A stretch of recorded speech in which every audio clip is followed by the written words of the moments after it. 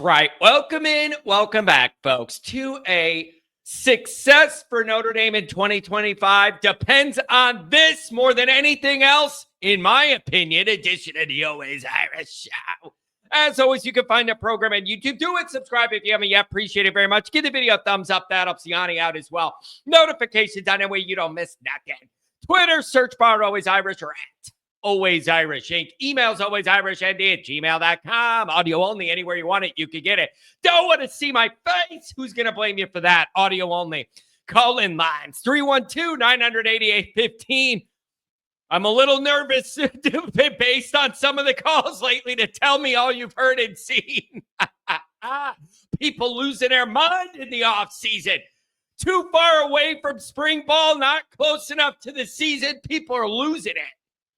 Notre Dame Fighting Irish brought to you by SI Read All about it. Patreon.com/Always Irish. Here's the deal. Inside scoop.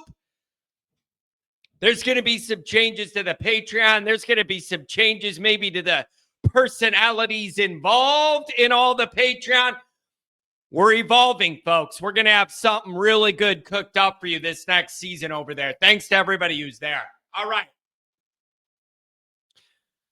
Time to start looking at this schedule a little more deeply and think about what practically, like when you close your eyes and you think about what this season is going to look like for Notre Dame. That's kind of where I want to go here. As of now, Notre Dame's favored in every single game, all 12 of them. No need to play them. Just book 12-0. Let's get to the playoff, right? Favored in every single game. I believe the lowest spread is against Miami. Everything else is a lot more than that. A touchdown more. I mean, what is it? 12.5 points or something in a trip to Arkansas. Touchdown favorite against A&M. Notre Dame's favored in every single game. Okay? It's easy to say that in paper. And it's a lot harder to do it in real life. All right? So here's where I'm going to start this. Notre Dame's going to be a really good team in 2025. I do not question that. What I do question is, Johnny Nuance, as Mike would say. How good are they going to be, and when are they going to be that good? Right? Like, I'm comfortable saying this is going to be a really good football team. When? When? Is it week 7 or is it week 1? They're going to be good. How good and when are they going to be that good?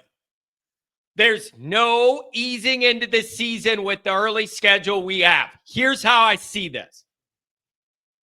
I think the biggest key to Notre Dame being on a strong playoff path again this year is for the parts of this team that are more proven and more established and that you think you know what you're going to get.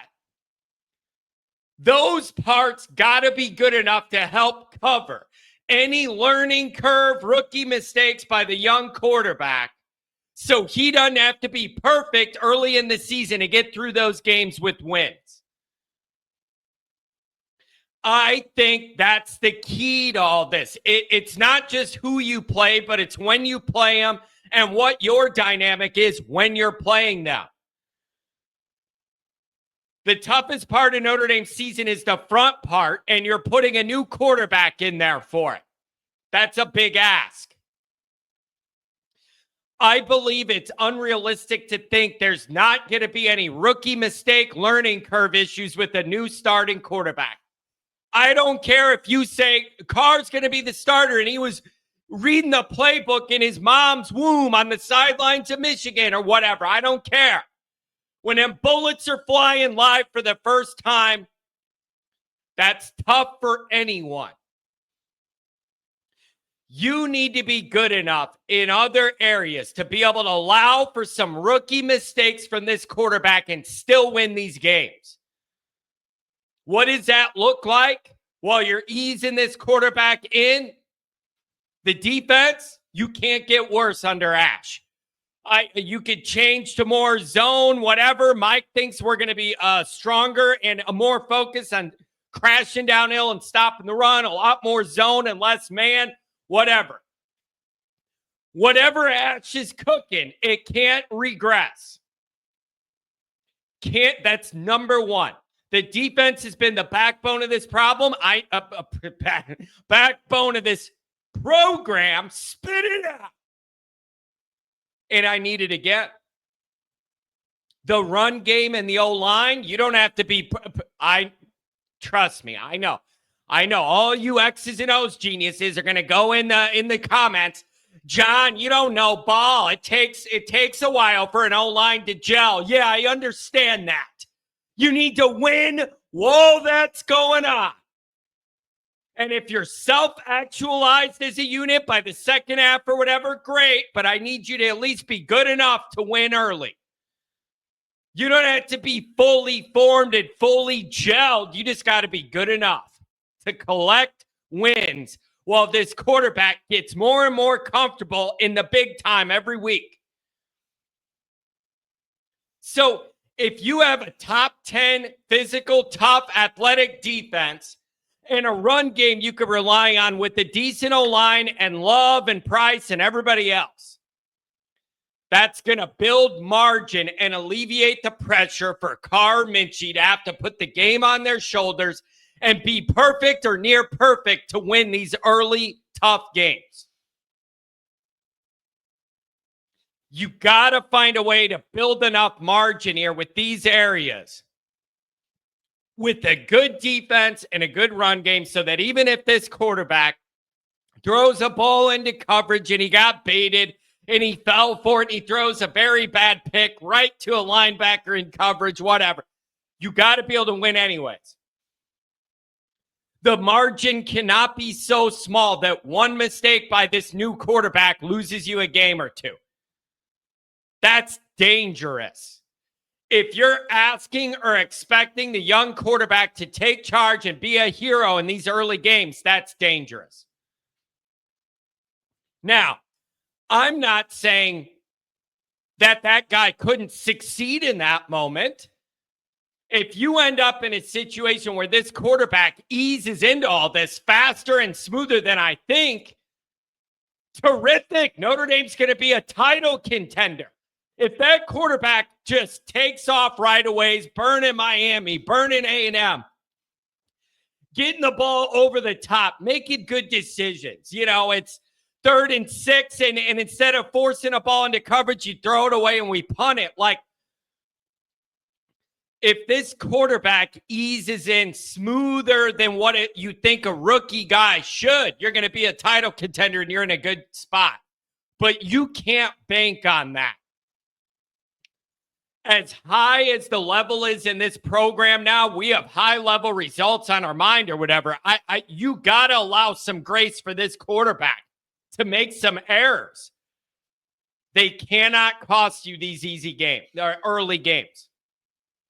So if you could support the kid early, by the time you reach the second off week and the second half of the schedule, he's going to be way more comfortable and confident, and the schedule lightens up considerably, and then you're in good shape. But only if you survive that early gauntlet of games in playoff position. So, to me, this team's going to be really good. But how many losses are they going to have under their belt before they get there? You just don't have the margin to lose 2 games in your first 6 or 7. You don't have that margin. So that's what I think is honestly the biggest key to all this is the parts of this program that are good enough that we can rely on. We think we know what they are. They got to carry the weight, take the pressure off this kid so he didn't have to be a hero. And that one mistake doesn't cost you a game. You can't afford it. So, Ash, I need you to do no harm to whatever you're doing to the new look defense. Love in that running game and O-line. Take the pressure off this kid. Let him ease into this without the pressure of the world to be perfect. If you could do that early, you're set up for another deep playoff run. And if you don't do that, and the kid needs to be a hero to beat Miami or A&M or at Arkansas or Boise, who made their whole program name by beating teams they shouldn't beat, whatever, that could work out or it could burn you. So I need you to create some margin there with the parts of this program that are more advanced to help this kid along. I think that's a big key to navigating the early part of the year, setting you up for more stability in the second half. And then we go from there, hopefully to the playoff. Let me know what you think about this. Are you seeing this the way I'm seeing it? I just think it's asking a lot for this new quarterback to need to go beat Miami and A&M on the back of his arm and do a lot of it himself. You're playing with fire. What do you think? Don't forget to check out the merchandise. The link is in the description. You can browse and carouse all the different Always Irish gear. Make sure you head over there and get something for the next tailgate. Thanks for being here.